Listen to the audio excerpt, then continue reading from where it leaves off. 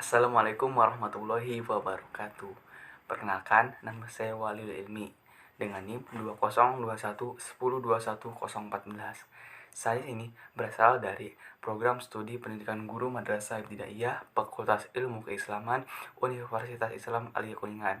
Di sini saya akan memaparkan materi dengan judul Tafsir bil Ar-Ra'yi. Video ini dibuat untuk memenuhi tugas mata kuliah pengantar ilmu tafsir dengan dosen pengampu yakni Bapak Agus Jamnur MPD. Untuk mempersingkat waktu, mari kita langsung saja lanjut ke video pembahasannya. Baik, di sini saya akan membahas tentang tafsir Bari. Adapun poin-poin yang saya akan bahas pada kesempatan kali ini ada 5 poin. Yang pertama yaitu sumber tafsir bagi penafsir Al-Quran bil Ar-Ra'yi. Yang kedua yaitu hal yang wajib dihindari dalam menafsirkan tafsir bil Ar-Ra'yi. Yang ketiga yaitu etika yang harus dipegang oleh para penafsir. Yang keempat yaitu faktor kesalahan dalam tafsir bil Ar-Ra'yi. Dan yang kelima yaitu kontradiksi yang sering terjadi antara tafsir bil Al-Ma'sur dan tafsir bil Ar-Ra'yi. Untuk yang pertama yaitu sumber tafsir bagi penafsir Al-Quran bil Ar-Ra'yi. Ada 3 sumber yang menjadi rujukan untuk para penafsir bil Ar-Ra'yi. Yang pertama yaitu kembali kepada Al-Quran itu sendiri. Jadi maksudnya para penafsir ini harus merujuk kepada Al-Quran, lalu mempelajari dan menyelidiki secara sama dan teliti, kemudian mengumpulkan dan mengklarifikasi ayat-ayat Al-Quran menjadi satu berdasarkan temanya, lalu kemudian membandingkan ayat yang satu dengan ayat yang lainnya. Yang kedua yaitu penukilan dari Rasulullah SAW. Maksudnya seorang penafsir harus menukil dari Nabi, terus dengan senantiasa menjaga diri dari hadis-hadis yang sifatnya dhaif dan maudhu, karena keduanya banyak sekali temukan dalam literatur hadis. Dan yang ketiga yaitu senantiasa mengacu pada makna kata yang mutlak atau sudah jelas. Kenapa harus mutlak? Karena Al-Quran ini diturunkannya dalam bahasa Arab yang jelas. Namun, para penafsir Al-Quran tidak boleh hanya berhenti pada makna zahir saja, melainkan juga harus mengacu pada pemaknaan yang bersifat batin, yang lebih jarang dipakai dalam perkataan bahasa Arab, kecuali dalam bahasa syair-syair dan sejenisnya, dan bisa salah kaprah jika itu dipahami secara tergesa-gesa. Baik, untuk yang selanjutnya yaitu hal-hal yang wajib dihindari dalam menafsirkan tafsir bil Ar-Ra'yi. Ada 3 hal yang harus dihindari dalam menafsirkan tafsir bil Ar-Ra'yi ini. Yang pertama yaitu mengobrol penjelasan tentang maksud-maksud perkataan Allah di dalam kitabnya tanpa mengetahui kaidah-kaidah bahasa Arab yang sebenarnya menjadi dasar-dasar atau pondasi hukum agama atau yang disebut dengan usul asy-syariah. Yang kedua yaitu membicarakan panjang lebar sesuatu sebetulnya hanya Allah SWT sendiri yang mengetahui. Hal ini misalnya yaitu ada ayat-ayat mustasyabihat, yang maknanya tidak diketahui siapapun kecuali Allah itu sendiri. Dan yang ketiga yaitu mengendalikan hawa nafsu dan pertimbangan istihsan. Jadi seorang penafsir ini hendaknya harus mengedepankan hawa nafsunya dan tidak melakukan pentarjihan dengan pertimbangan istihsan itu sendiri.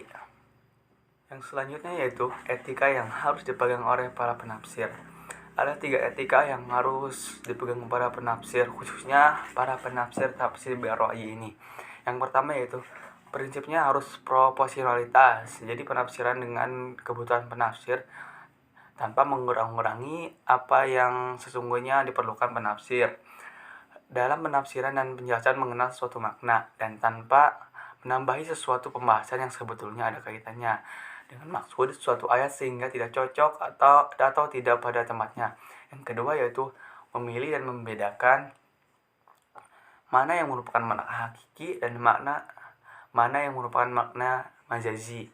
Dan yang ketiga yaitu mengidentifikasi susunan dan rangkaian kata-kata dalam ayat Al-Quran sehingga mampu menangkap arti atau maksud yang sering terkandung secara tersirat di dalamnya.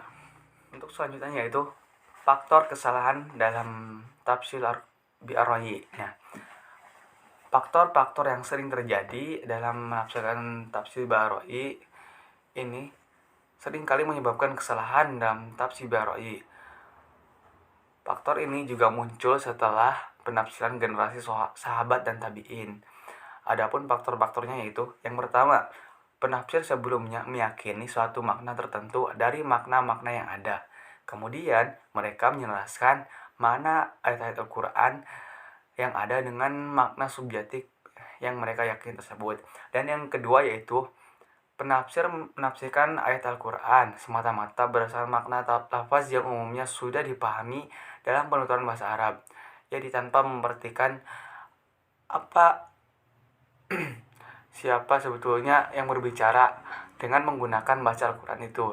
Siapa yang menurunkan dan kepada siapa diturunkan Al-Quran. Dan siapa pula yang dibicarakan dalam Al-Quran tersebut. Dan yang selanjutnya yaitu kontradiksi yang sering terjadi antara tafsir bil maksur dan tafsir bil ra'i.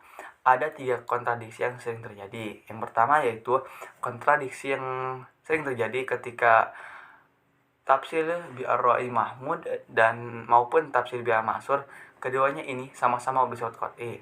Apa sih qat'i itu? Jadi tafsir antara tafsir bil maksur dan tafsir bil ra'i ini sama-sama bersifat desisif, tegas dan final. Itu artinya qat'i. Dan yang kedua yaitu kontradiksi yang terjadi ketika salah satu dari keduanya adalah qat'i, sedangkan yang lain bersifat zoni.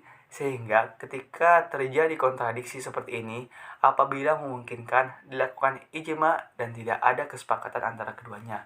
Dan yang ketiga yaitu kontradiksi yang terjadi ketika keduanya baik tafsir bil ra'i al-mahmud atau tafsir bil maksur bersama zoni. Dalam kontradiksi seperti ini, apabila memungkinkan ya untuk diperuntukkan dan dilakukan ijma. Mungkin cukup sekian video pembahasan dari saya tentang tafsir bil ra'i. Semoga bermanfaat, dan apabila ada salah-salah kata yang kurang berkenan, saya mohon maaf. Wabillahi taufiq wal hidayah. Wassalamualaikum warahmatullahi wabarakatuh.